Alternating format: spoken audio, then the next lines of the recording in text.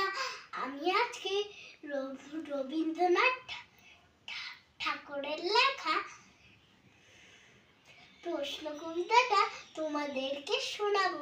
আমি এখন শুরু করছি। মাগো, আমার ছুটি দিতে বল, সকাল থেকে পড়ছি যে বেলা।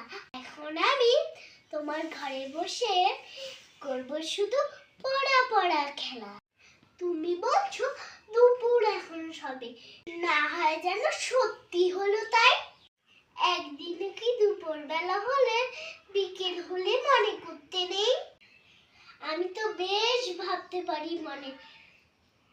সূর্য ডুবে গেছে মাঠের শেষে, বাগদি বুড়ি চুপড়ি ভরি নিয়ে শাক তুলছে পুকুর ধারে এসে।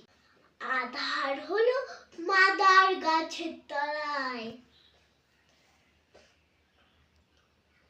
কালি হয়ে এলো দিঘির জল। হাটের থেকে সবাই এলো ফিরে, মাঠের থেকে এলো চাষির দল।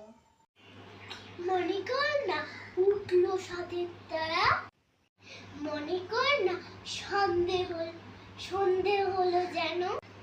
রাতের বেলা দুপুর যদি হয়, দুপুর বেলায় রাত হবে না কেন?